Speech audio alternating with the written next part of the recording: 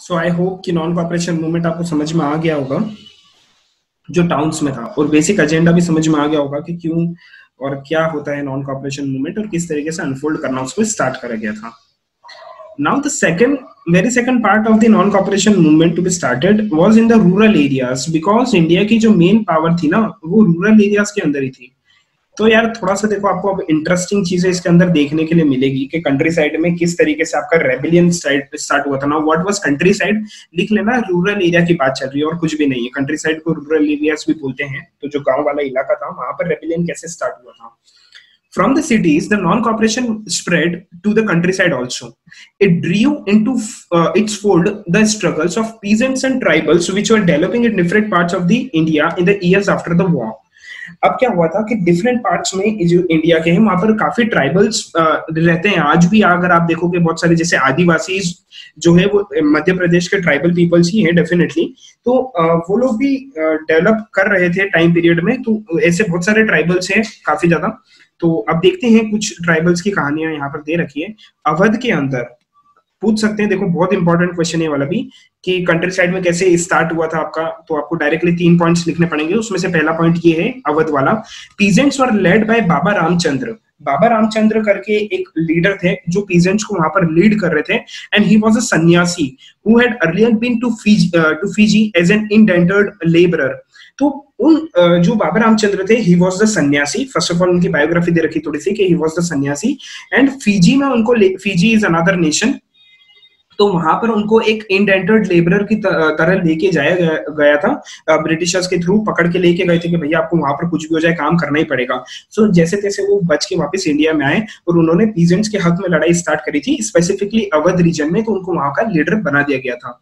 The movement here was against taluqdars and landlords who demanded from peasant high rents and a variety of other cesses. अब क्या हुआ था कि तालुकदास के against में था. यहाँ पर जो रिवॉल्ट था वो तालुकदास और लैंडलॉर्ड्स के अगेंस्ट में था. तालुकदास क्या होते हैं, अलग अलग तालुकास होते हैं, मतलब एक पार्ट होते हैं गांव के जो एरियाज होते हैं वहां पर तालुकदास होते हैं.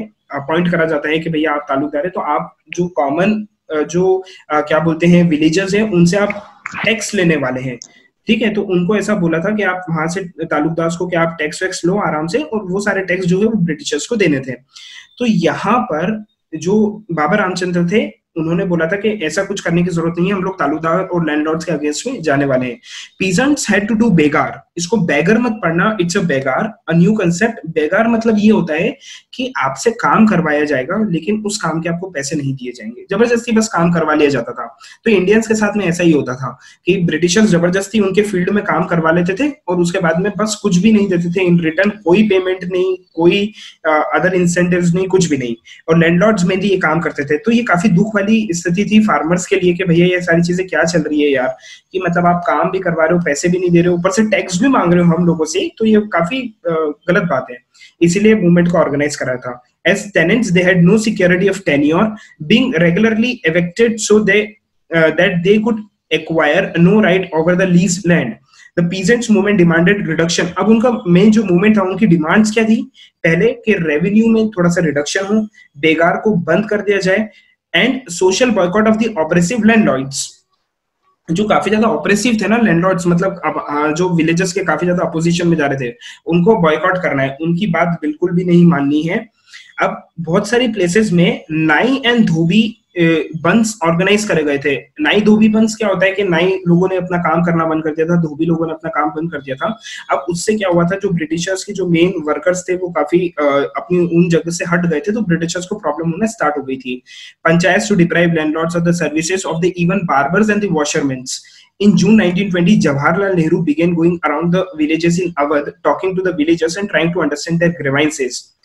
फिर जवाहरलाल नेहरू जी यहाँ पर पिक्चर में आए. उन्होंने थोड़ा सा वहां अवध में गए, और बंस मतलब होता है वो बंद होता है ना कि आज रतलाम नहीं खुलेगा, बंद है, वो वाली चीज है. बंस मतलब कोई कम्युनिटी नहीं था. ओके, सो यहाँ पर जवाहरलाल नेहरू जी यहाँ पर 1920 में पिक्चर में आए। उन्होंने यहाँ पर ये चीज समझाना स्टार्ट करी कि यार देखो, अब अवध में गए और लोगों को समझाया, उनको समझा पहले तो कि उनकी क्या प्रॉब्लम्स है, क्योंकि एक लीडर होना काफी ज्यादा नेसेसरी होता है। फिर बाय अक्टूबर द औध किसान सभा was set up headed by Jawaharlal Nehru, Baba Ramchandra and few others. फिर एक छोटी एक पार्टी वहां पर स्टेब्लिश करी गई जिसका नाम था औध किसान सभा, और अवध के अंदर था ये। औध इसीलिए नाम है OUDH, क्योंकि अवध को उस टाइम वहां पर ये बोला जाता था। वहां पर एक किसान सभा बनाई गई जिसको हेड करते थे जवाहरलाल नेहरू और Baba Ramchandra. Within a month over 300 branches has been set up in the villages around the regions. अब इसकी 300 ब्रांचेस खोल दी गई थी कुछ ही महीनों के अंदर। So when the non cooperation movement began the following year, the effort of the Congress was to integrate the Awadh peasant struggle into the wider struggle. तो देखो, कांग्रेस, मैंने जैसे बोला था ना कि दूरदृष्टि वाले लोग थे, उन्होंने सोचा कि अवध के जो लोग हैं, जो अवध के पीजेंट्स हैं, उनकी मेन लड़ाई किसके साथ में थी? उनकी मेन लड़ाई जो थी वो लैंडलॉर्ड्स के साथ में थी। तो अब क्या हुआ कि लैंडलॉर्ड्स के साथ में होने की वजह से वो मेनली लैंडलॉर्ड्स किसके लिए कर रहे थे? ब्रिटिशर्स के लिए। तो उनको जाके समझाया गया कि काम करो, आप डायरेक्टली हमारे नॉन कॉपरेशन मूवमेंट को ज्वाइन कर लो, हम लोग तो डायरेक्टली ब्रिटिशर्स के अगेंस्ट में लड़ रहे हैं, तो आपकी प्रॉब्लम वहां पर आराम से सॉल्व हो जाएगी। तो ये बातें समझाने वहां पर जरूरी थी।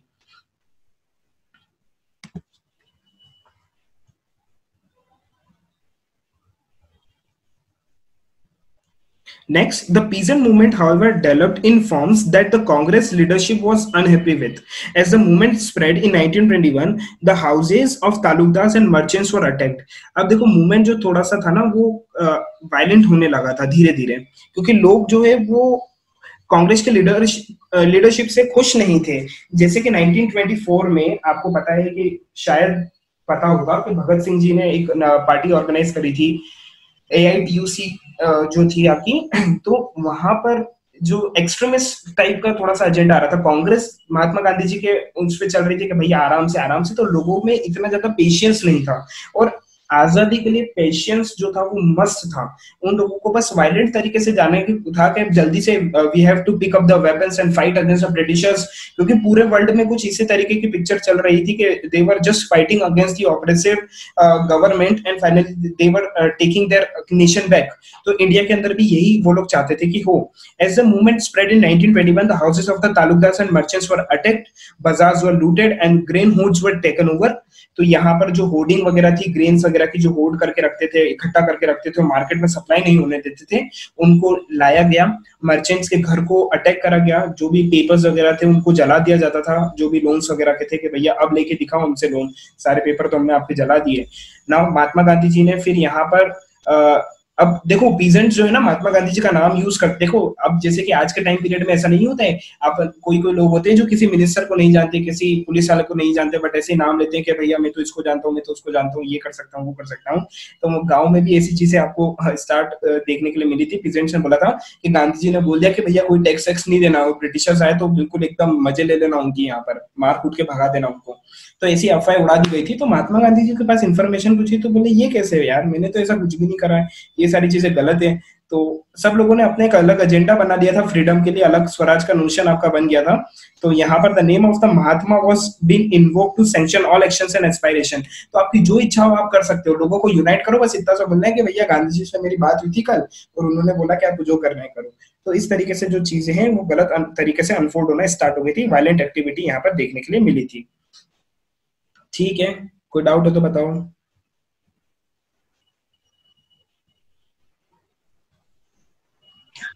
सर, हाँ, अगर एग्जाम में क्वेश्चन आ जाए कि हु सेटअप ओद किसान सभा, तो उसमें जवाहरलाल नेहरू आएगा कि दोनों का नाम आएगा? जवाहरलाल नेहरू और बाबा रामचंद्र दोनों नाम लिखने पड़ेंगे आपको। ठीक है, अब आपको जो साइड में एक ब्लॉक दे रखा है वो भी आपको करना जरूरी है। एक्स्ट्रा क्वेश्चंस यहाँ से डेफिनेटली बन के आ सकते हैं। तो यहाँ पर जो दे रखा है बहुत इंपॉर्टेंट है। बारडोली सरदार वल्लभ भाई पटेल जी को तो आप जानते ही हैं, first home minister of India. तो यहाँ पर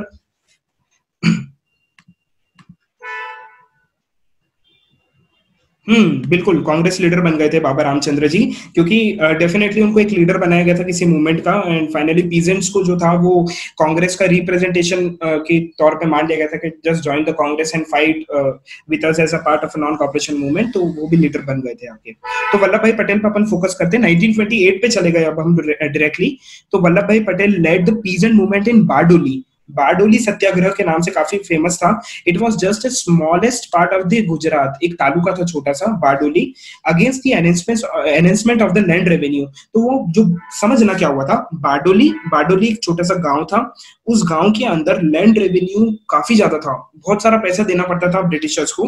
तो वल्लभ भाई पटेल वहां पर गए, उन्होंने बोला कि यार आप लोगों का मैं अब एज ए लीडर इमर्ज होके आया हूँ, तो आपको ऐसा कुछ भी नहीं करना है, वापिस से पैसे वैसे कुछ भी नहीं देने। तो एक बारडोली सत्याग्रह वहां पे ऑर्गेनाइज करा गया है, काफी प्रोमिनेंट नाम है ये। Now this movement was a success under the leadership of Vallabh bhai Patel. तो अभी तक देखो नाम उनका वल्लभ भाई पटेल था, समझना। Till 1928 he was just Vallabh bhai Patel. But वहां की जो विमेन्स थी, जितने भी विमेन्स का ग्रुप था, उन्होंने बोला कि आप हम लोगों के सरदार हो, जैसे अपन नहीं बोलते कि सरदार गांव में ऐसा बोला जाता है कि ही इज द सरदार, तो उनको वहां से उपाधि दी गई इस नाम की। और यहाँ से बारडोली सत्याग्रह एक एमिनेंट आपका बिल्कुल ऐसा था ना कि एक विजय प्राप्ति हुई थी वल्लभ भाई पटेल को वहां पर, और यहाँ से वो लीडर इमर्ज होके आए थे। सब लोग पहचानना उन लोगों को जितने भी गांव वाले थे उन लोगों के लिए काम करा था, तो सब लोग पहचानना स्टार्ट कर दिया था वल्लभ भाई पटेल को। तो यहाँ से नाम उनको सरदार मिला था। और finally from 1928 he was Sardar Vallabh bhai Patel. बचपन से नाम उनका सरदार नहीं रखा गया था।